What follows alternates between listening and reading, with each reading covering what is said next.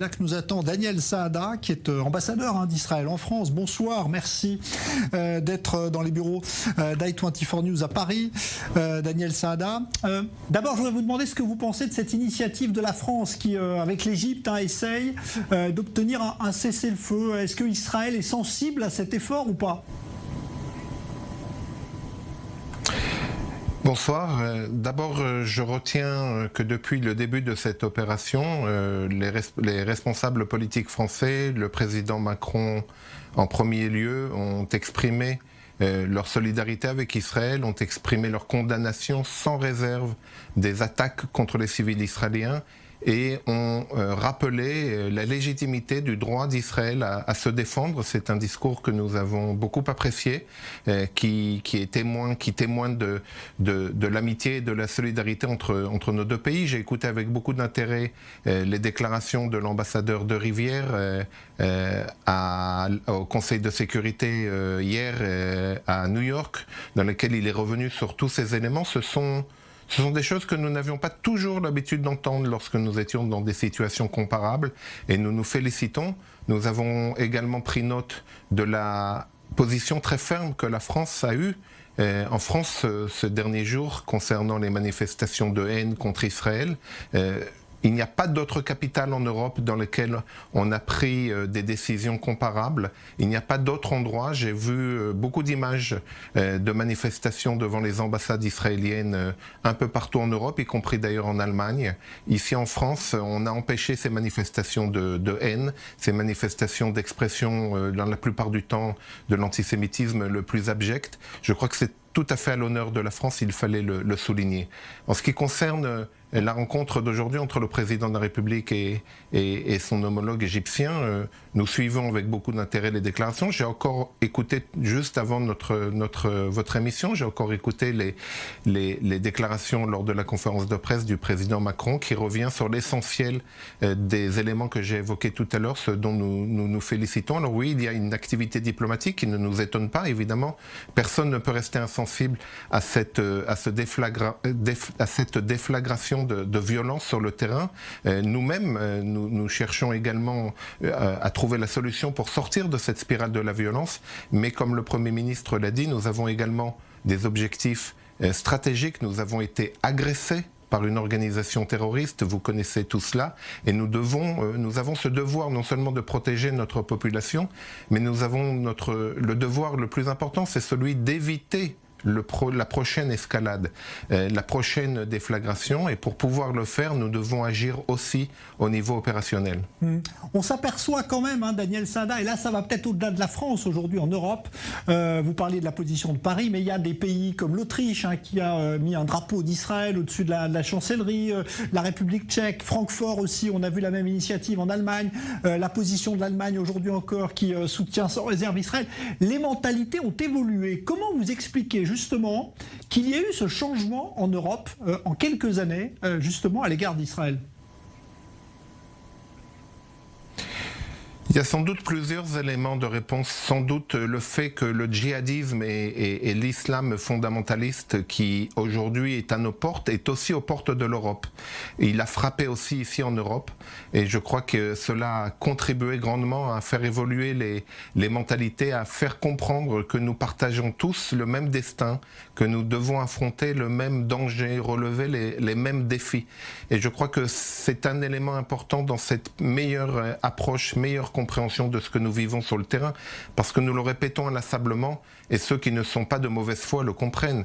Et ce n'est pas un conflit entre le peuple palestinien et l'État d'Israël, ce n'est pas un conflit entre nous et les Palestiniens, c'est un conflit entre une organisation djihadiste, ces mêmes djihadistes que la France combat en Irak, en Afghanistan, au Mali, et un peu partout dans le monde, ce sont c'est les mêmes idéologies mortifères, ce sont les mêmes idéologies qui ont conduit aux attentats horribles que nous avons vus à Paris, à Rambouillet, à Nice et dans d'autres endroits en France. Il n'y a aucune différence. Donc je crois que cela contribue énormément à faire évoluer ces mentalités et obtenir une meilleure appréciation de la réalité. Et puis je crois aussi que tout le monde comprend qu'Israël est un pays qui se développe.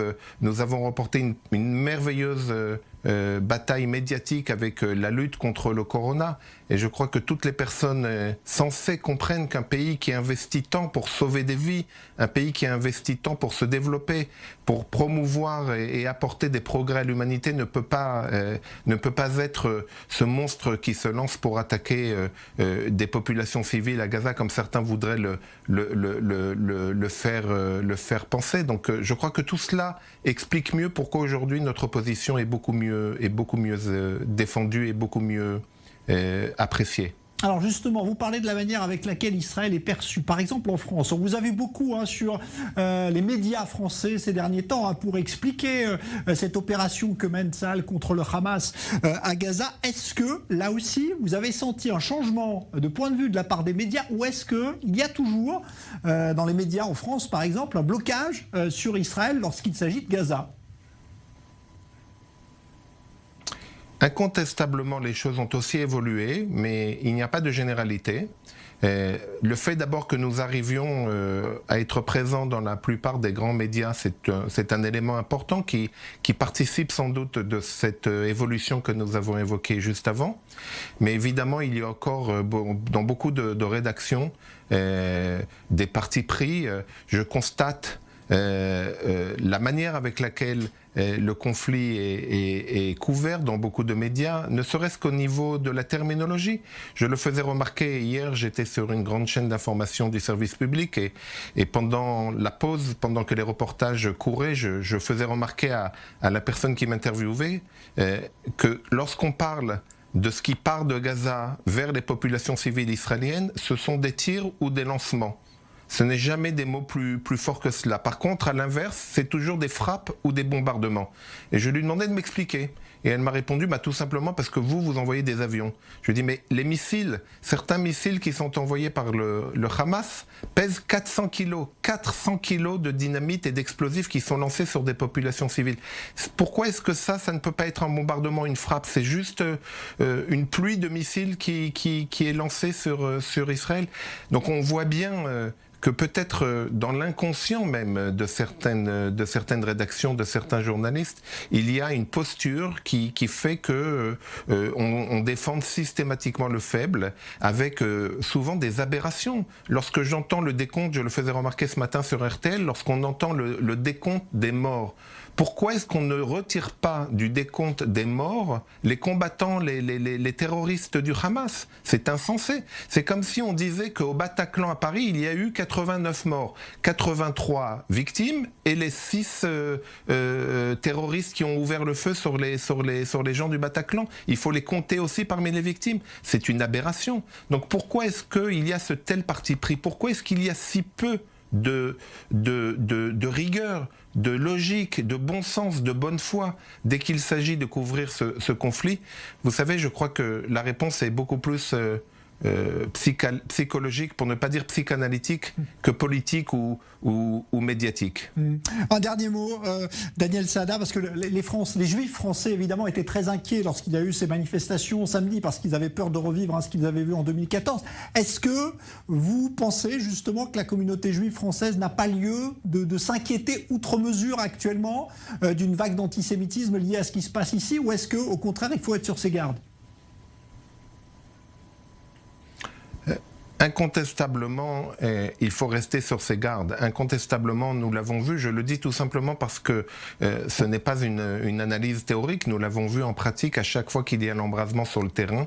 Il y a des manifestations d'antisémitisme terribles et je crois que c'est la raison pour laquelle le gouvernement français agit. Il ne m'appartient pas de porter un jugement, mais je crois que le choix qui a été fait par le gouvernement français était le bon choix parce qu'on ne peut pas se permettre, on a vu à Lille une banderole avec la croix gammée à côté du drapeau israélien, c'est inacceptable. Encore une fois, descendre dans la rue pour exprimer sa compassion ou son soutien à la cause palestinienne, vous savez, je vais peut-être vous surprendre. S'il y avait demain une manifestation en France de gens de bonne foi qui décident de descendre dans la rue pour appeler le peuple palestinien à se soulever, à refuser le joug du Hamas, à refuser le terrorisme du Hamas, à dire qu'ils veulent pouvoir parler avec Israël, qu'ils veulent pouvoir enfin arriver à une solution pacifique et reconnaître la légitimité de l'existence d'Israël, eh bien je vais vous surprendre, je demanderai à participer à cette manifestation et peut-être même être dans le cortège de tête. Donc nous sommes loin de ce type de message, nous ne sommes pas du tout dans ce type de message. Les manifestations dont on parle sont des manifestations de haine, sont des manifestations de l'antisémitisme le plus abject. J'ai reçu certains enregistrements de ces rassemblements qui ont quand même eu lieu et qui ont été durement d'ailleurs dispersés par les forces de police françaises. Et on entend des propos, souvent d'ailleurs en arabe, parce que ils ont compris qu'il valait mieux parler l'arabe que le français pour éviter la foudre de la justice française. Donc souvent en arabe d'ailleurs, des messages d'une violence et d'une virulence absolument inacceptable, en tout cas sur le seuil français. Vous savez, on parle souvent de l'importation du conflit en France et en Europe, mais je crois que c'est une très mauvaise formule. La question n'est pas l'importation du conflit. La question, c'est qu'il faut exporter dans ces banlieues, il faut exporter auprès de ces communautés les valeurs qui font la grandeur de la France. Et c'est cela le défi. Merci beaucoup, Daniel Saada, ambassadeur d'Israël en France, d'avoir répondu à nos questions depuis notre bureau i24 News de Paris.